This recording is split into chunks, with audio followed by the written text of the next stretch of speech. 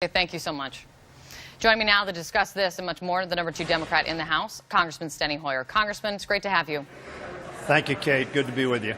Let's talk about Puerto Rico, this aid package that the White House is sending over. Do you foresee any issues getting this aid package passed? I hope not. They've sent down $29 billion, of which about half is debt forgiveness, which will give the FEMA some additional headroom. But the fact of the matter is we're going to need much more than that over the long term. But this tranche is a significant figure, and I expect more to come.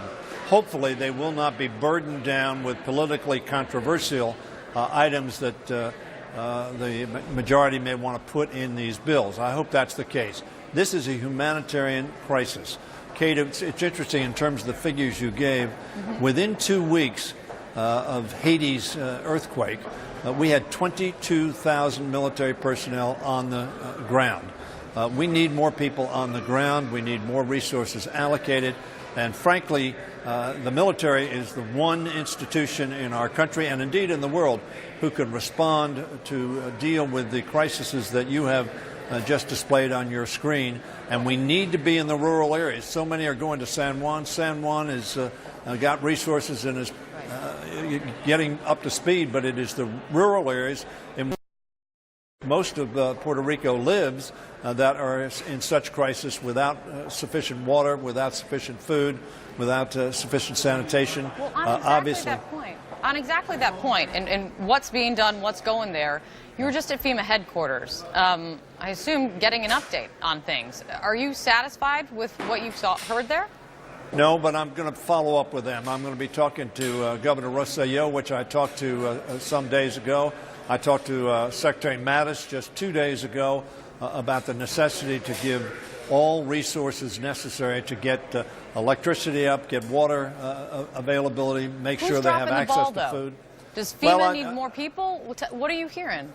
My own view is the president needs to authorize both FEMA but also the armed forces, which do have the resources, do have the money to respond to the crisis now, and certainly we're going to pay for it. That $29 billion is, and we've done billions before that, is a start, but it's going to take time to assess.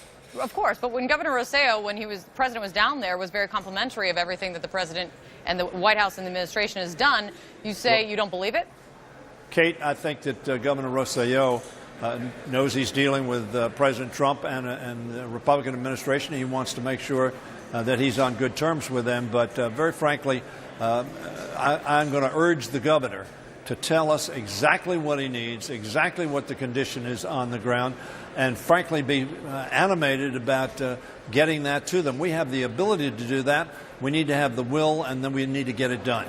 But Congressman, do you think he's not telling the truth? No, I wouldn't ascribe that to Governor Rosselló at all.